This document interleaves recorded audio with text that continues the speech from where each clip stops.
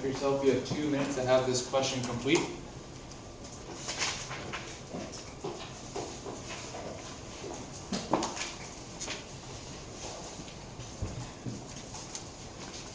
Be sure to answer both parts of the question.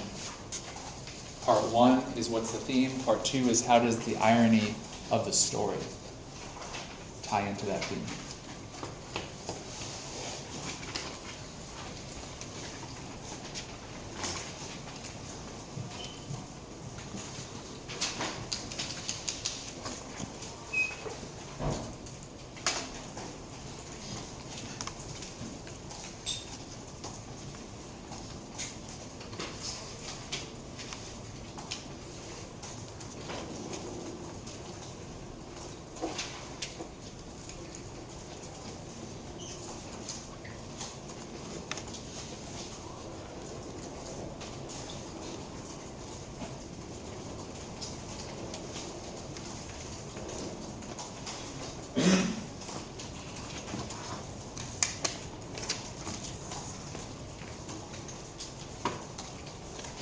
Next 30 seconds, you should be hitting the submit button.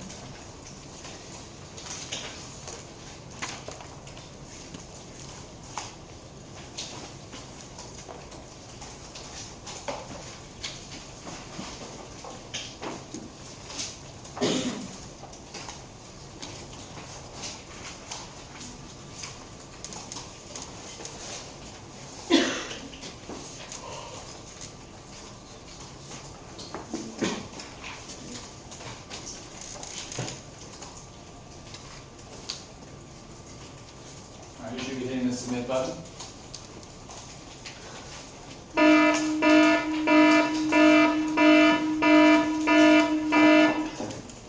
And let's hit submit and let's close our Chromes.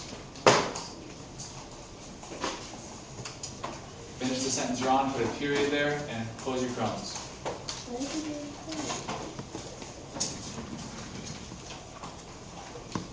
Now, actually, let's tilt our screens, because I can see that some of you are not finished, and this is a perfect opportunity, okay? Tilt your screens. If you're not finished, just tilt them, okay? Deshaun, screen. Okay? This is a perfect opportunity, because I want to start today by kind of having a short conversation with this class about our work habits this year so far, okay? Yesterday, we started reading The Gift of the Magi. And we started reading as a whole class, and then you spent most of class working as a pair, right? And so a lot of that responsibility was on you and your partner working through in a productive way. Last night for homework, you were also supposed to finish that reading, as well as do your academic vocabulary sheet. I'm going to ask you a question. I want you to think about it. I'm going to call on 1 or 2 of you to share what you were thinking. The question is, how did the way you approached yesterday's classroom work and your homework impact your ability to answer today's launch question? It was a hard launch, wasn't it? It was a hard launch because it was a very thoughtful launch. It involved theme and irony. How did your work habits yesterday with your partner and at home impact your ability to come in and perform on today's launch? I want you to think about that for about 30 seconds.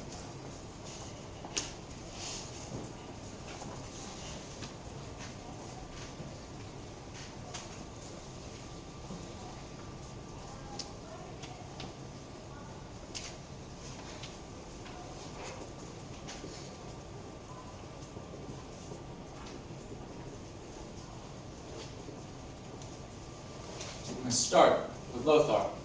Okay? Well, what I thought, in order to do this launch, you had to understand the story, or like read the whole story. So, yeah. Did we read the entire story in class yesterday? No. Okay. Anything else? Okay, who would like to build on Lothar? Kiara? It's pretty important because, like, if you didn't read the story, then, like, you wouldn't understand what the person was talking about. For those of you who read the story last night, The Gift of the Magi, I want you to imagine you walked in today not having read the ending. Isn't the ending a pretty important part of the gift of the Magi? Okay, in terms of the lesson that it teaches, in terms of the irony. Okay, if you had read only the first few paragraphs, okay, would you have been able to answer this question? So that's your reading homework. How about the academic vocabulary homework? Think about that.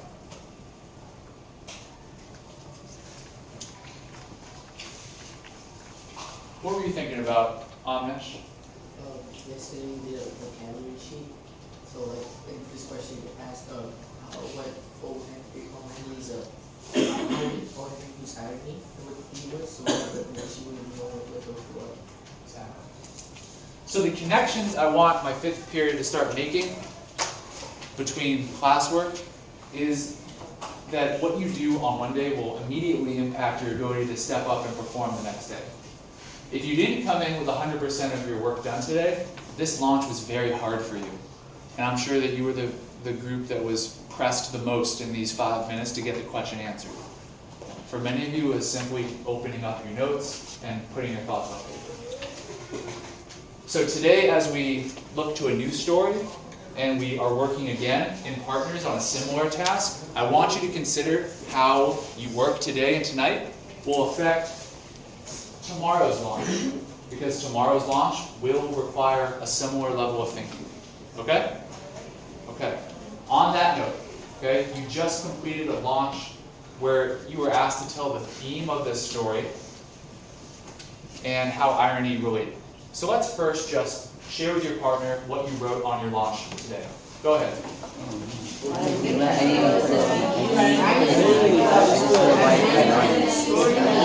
The theme is that sacrifice the name your most prized possession to make your loved ones happy. Can I sign? Should I do that for you? Let me see.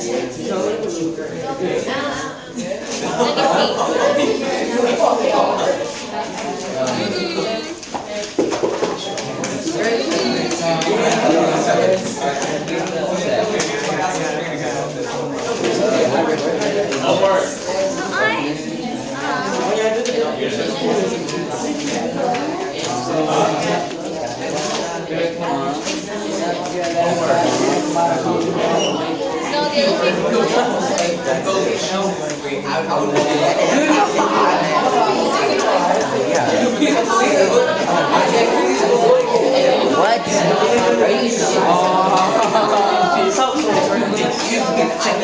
Wait, if they didn't do one part of the homework, it's This?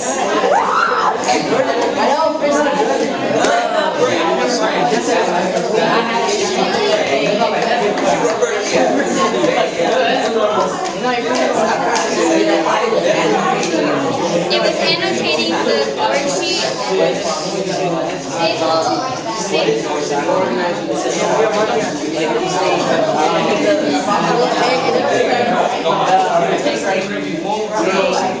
The winner of American Idol is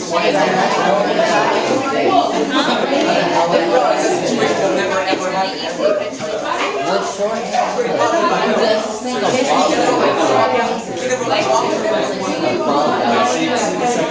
You're not wrong.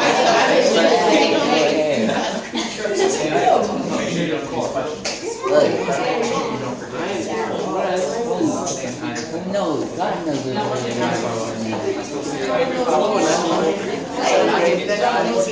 Oh, you never saw me. You had a couple more questions. You like those nerds who says they're going to I can touch it.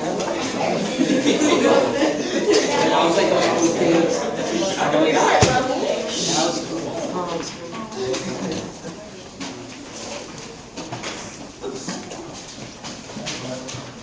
Those computers are closed.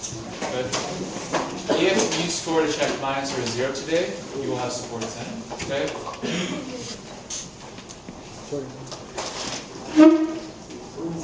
Foreshadowing. Something we haven't directly talked about this year. However, foreshadowing plays a big part of today's story. You're actually going to be annotating for some foreshadowing. Okay? If you don't know what foreshadowing is, Okay? You're going to use the next 60 seconds with your springboard book to look in the back at the definition.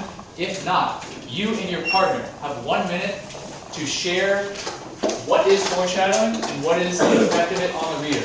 Go ahead.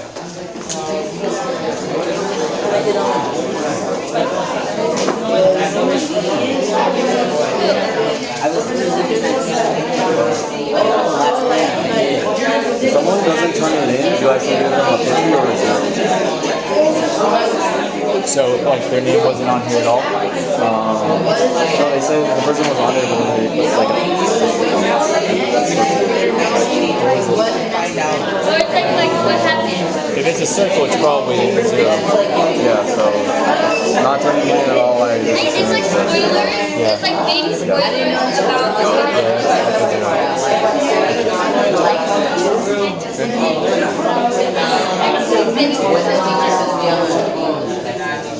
Alright. Hope you had a nice conversation. Finish it up. Victoria, what's foreshadowing? It's when there's hints, so like of what's gonna happen, or clues. Okay, so hints or clues. Who wants to build on that? Deshaun. The use of hints or clues in narrative to suggest future actions. Right. From the springboard text. Excellent. Okay? So, it's hints and clues about something that's going to happen in the future. You see this all the time in movies. Okay? The most obvious example is like in Jaws. Okay? Where it's like, dun, dun. You can sense that shark attack. You can sense that shark attack minutes before it happens. Why? Because the music is foreshadowing that something's going to happen. Horror movies love foreshadowing. Okay? Because, like, you know, a woman will just be sitting, like, doing her homework, and there's a window in the back of her room. Okay? And then you see a shadow. Okay? And you know that in the next 5 minutes something's going to happen. Okay? Now, as we read today's lesson, I want you to keep your ears open. You can figure out the ending of this story before you get to the ending of this story. I want you to think about hints or clues at how this young girl in the story is going to end up. Okay? Now, open your textbooks to our new story. Okay? It's on page 105, I want to say. Okay? 107. Okay? It's called The Stolen Party.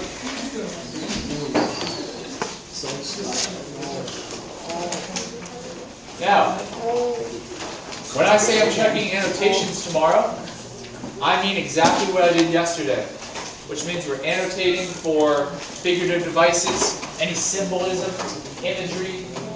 If you see strong images, metaphors, okay, I expect you to be noting them. Also, you're answering the questions in the margins, just like you did for homework, okay?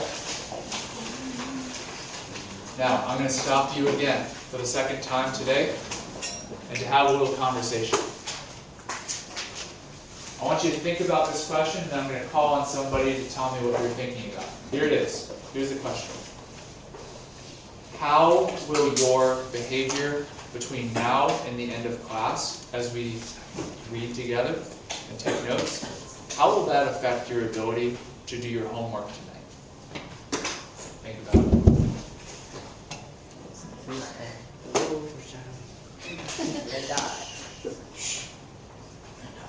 Okay, Ray. What were you thinking? All right, so I'll let you think on the spot. Question is, how is your behavior in the activity going to affect your ability to work tonight?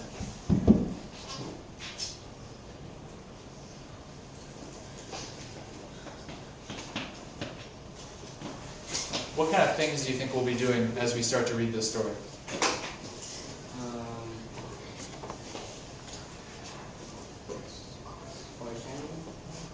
We'll be looking for foreshadowing. Okay? What else might we be doing?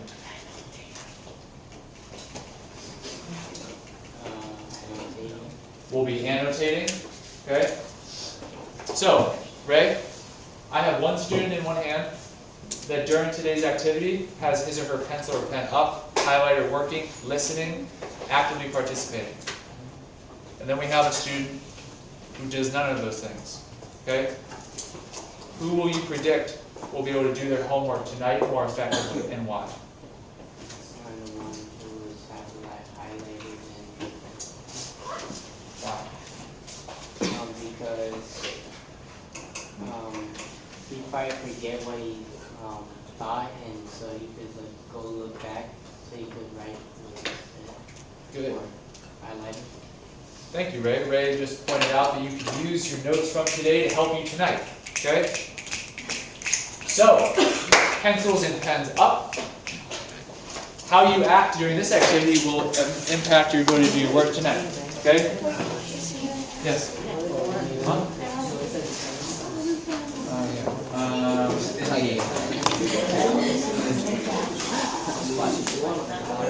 You're going to look on with Ryan, and you're going to go back tonight and annotate on it. Okay? Sorry, Kara, you got to bring me up. Okay?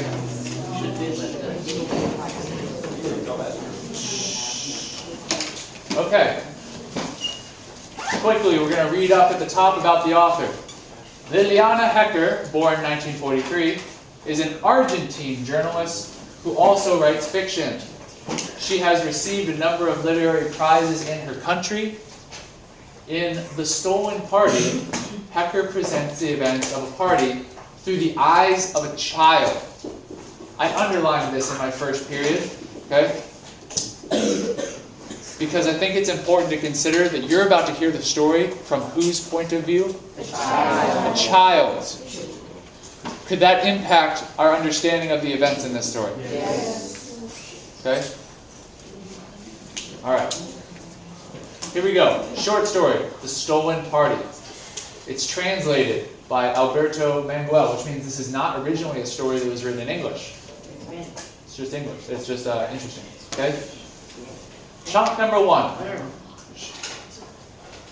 Pencils and pens up. As soon as she arrived, she went straight to the kitchen to see if the monkey was there. It was. What a relief. She wouldn't have liked to admit to her mother that she had been right. Monkey's at a birthday, her mother had sneered. Get away with you, believing any nonsense you're told. She was cross, but not because of the monkey, the girl thought. It's because of the party. I don't like going, she told her. It's a rich people's party. Rich people go to heaven too, said the girl who studied religion at school. Get away with heaven, said the mother. The girl didn't approve of the way her mother spoke. She was barely 9 and one of the best in her class. I'm going because I'm invited, she said, and I've been invited because Luciana is my friend, so there.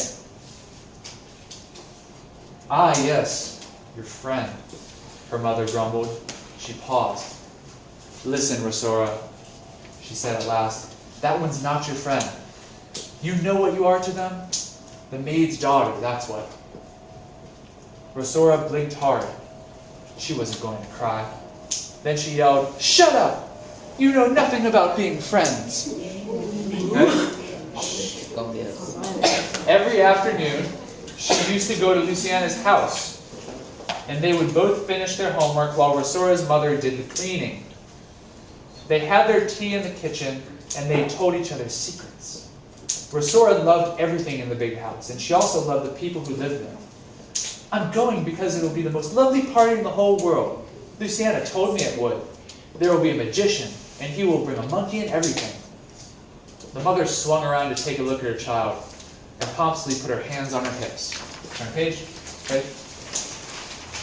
Monkey's at a birthday, her mother had sneered. Get away with you, believing any nonsense you're told. Rosora was deeply offended. She thought it unfair that her mother would accuse her or of other people of being liars, simply because they were rich. Rosora, too, wanted to be rich, of course. If one day she managed to live in a beautiful palace, would her mother stop loving her? She felt very sad. She wanted to go to that party more than anything else in the world. I'll die if I don't go, she whispered, almost without moving her lips. That's the end of chunk 1. So I'm going to go back and think about what I've read so far. Okay? There's a question on the sideline, okay, down near the bottom. It says, what is the name of the main character and what do you know about her? I'd like you to answer that question in the blue box. Take 2 minutes.